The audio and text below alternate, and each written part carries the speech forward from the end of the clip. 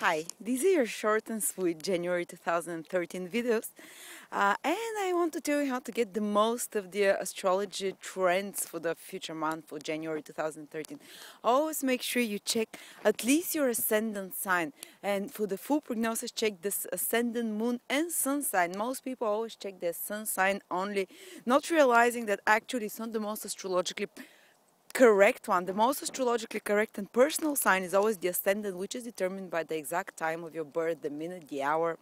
And then comes the moon sign, which especially, particularly women, answer much more. For instance, last month I've experienced the prediction and the trends much more of my moon sign. Women, the moon is a female planet, and a lot of women connect a lot to their moon sign prediction.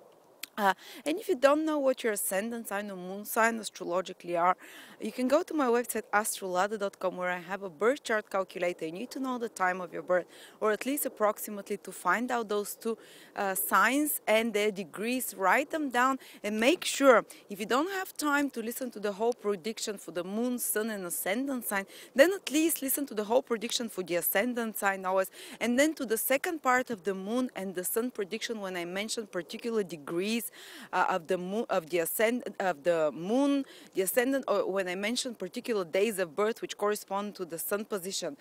If you hear your exact day of birth or position of the ascendant of the moon, or of the moon, like say 20 degrees Leo or something, if you hear these degrees mentioned, then you will definitely feel what is happening to you, what I'm talking about this month, because these are based on transit, and transits never fail. They're very specific. Even if the overall prognosis, the first part of the prediction of your sign, is not, you don't identify so much with, if you hear your exact degree of the ascendant or the moon or the day of the birth, you will definitely identify with the influences that I'm talking about during this period.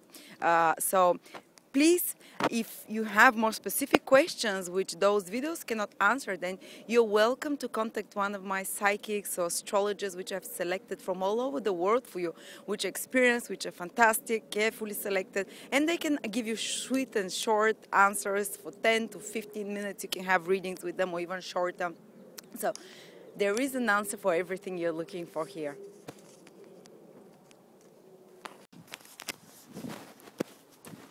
Hi Scorpio, this is your prognosis for anyone who have their ascendant sun or moon in Scorpio, January 2013. And a lot of planets are activating your third house. The third house from Scorpio, and the third house has the same energy like Gemini. So basically the planets are awakening Gemini energy into your life, Gemini qualities. I know you're Scorpio, but it doesn't matter. At different periods of your life, at different periods of days or years or months, you have all the different signs awakening you by the movement of the planets. And now you're called to be more like Gemini, which means that a lot of you will start feeling more curious, more busy, more active. Their minds will get all like curious, you know. Geminis are those that are always interested in what's happening, and the news, the TV. Their mind is always busy. So this is what the energy is activating within yourself. So you get more active, more busy. Overall, third house is the house of business, of busyness, getting things done, moving to and through about, running around, doing stuff, people calling you. Third house is communications. The third house is the house of the lower mind. And the lower mind, this is the thinking the mind, you know, these are the thoughts that keep going in your mind. And there is nothing that is more, that rushes more, and that constantly works, and that never stops like the mind. You know, have you noticed that you cannot even for 5 seconds stay without a single thought running through your head? And this is why third house rules movements and being busy. So all those houses, all those planets now passing there activate exactly those activities in your whole energy, in your whole aura. So you just might find yourself that your mind is working overtime, that you're getting more curious, that you want to learn new things like a 3-year-old kid. Gemini is the sign of the toddler that learns to walk, and everything is interesting and curious. So you might feel yourself a bit more awakened and stimulated to life, more excitable for adventure, for something new, novelty, freshness, and more open to welcoming such things, experimenting. Third house is the house of play, games, experimenting as well. So you might be just in a much more experimental and curious state of mind, and especially it's great for learning new things, difficult things that are technical things like learning to write, to learning to play an instrument, learning a language, learning a new skills, learning to knit, anything which needs technical skills of the hands, of the mind, of remembering things is the third house. And when it's stimulated by planets, when it's activated, the person is willing to dive into such difficult things which otherwise feels often daunting, which often feels like, oh, I cannot do that, it's too much hard work. But now this curiosity stimulates you. But it's a very short influence, it continues for a month.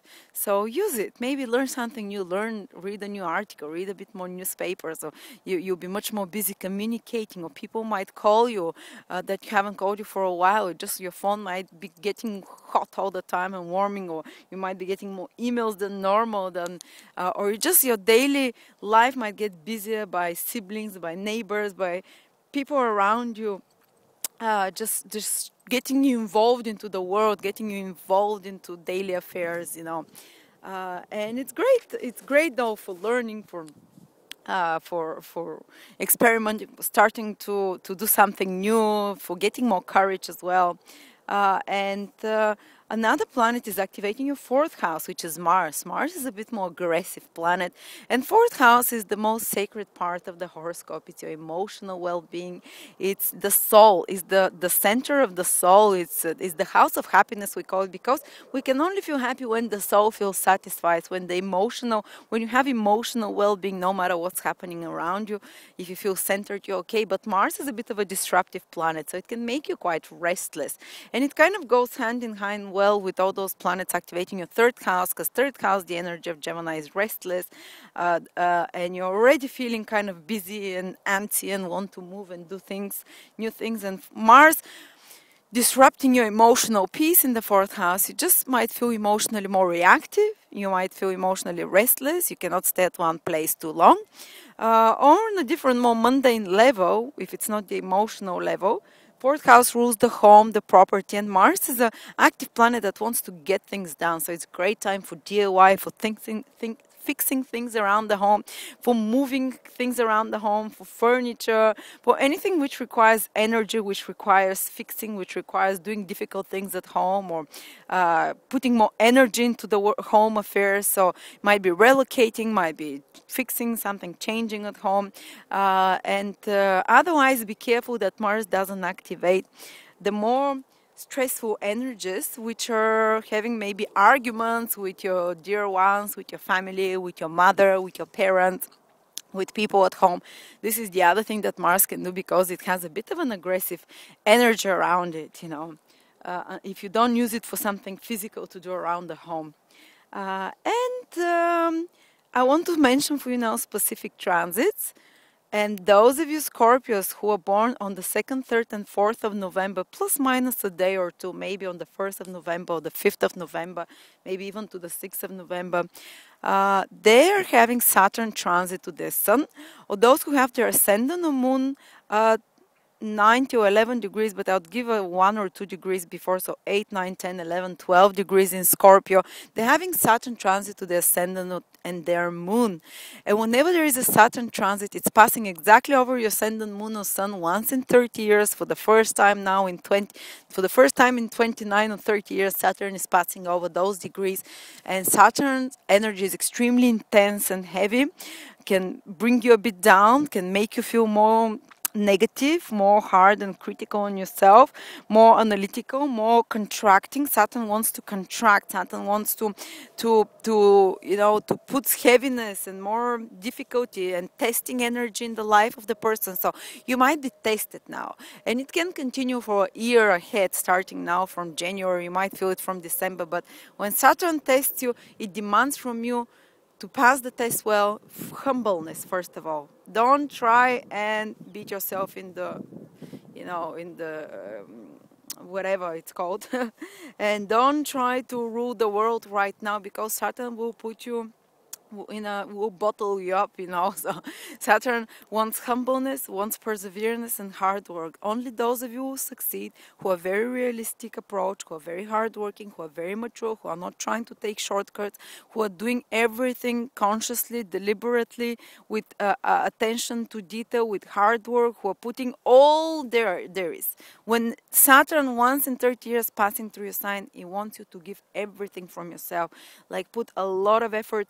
And if you give a lot from you, Saturn will delay the results of those efforts, but within a year you'll start slowly seeing the results coming, and it will pay you back well. Saturn can bring you also a lot of responsibilities and duties that you didn't want, or you feel that it's a bit too much to handle, but don't worry. Again, Saturn wants hard work, perseverance, maturity in handling this. Those of you who are naturally hardworking, mature, organized people, they will go much more easily through Saturn transit. Actually, they'll feel much more focused, much more serious and responsible, and they'll be able to handle a bigger lump of responsibilities and duties. So some of you might say, wow, that was one of the best time. It wasn't, emotionally, it's never fun when Saturn is around, because it lowers the vibration, gives a lot of hard work. Emotionally, it's always taxing. And physically as well, so be careful physically as well, your body, you know, because Saturn can tax that, your health.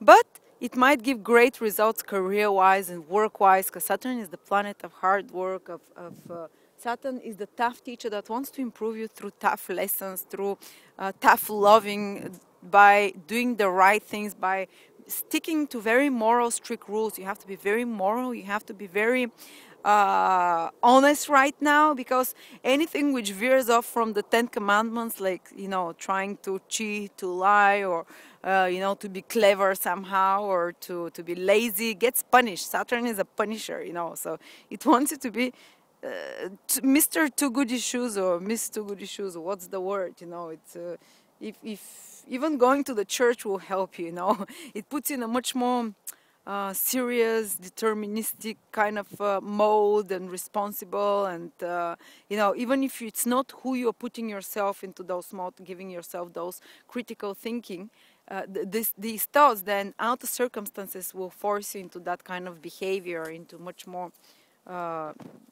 sober thinking, and much more trying to take into consideration what is right and wrong, morally good and morally wrong, you know. So, yes, so if Saturn is testing you, the best answer to Saturn is, well, don't take out your Bible. You can do that, because it will help you, because the Bible is the best teacher on how to deal with Saturn transit, because it's about being moral and becoming better and becoming more strict to yourself and more self-discipline. And if you develop those qualities, you can go through Saturn periods with much more ease, with less depression, with less difficulties, with less karmic testing, and you know, even if those testing come, you know, those qualities of patience and self-discipline and being hardworking and honest will help you. Thank you.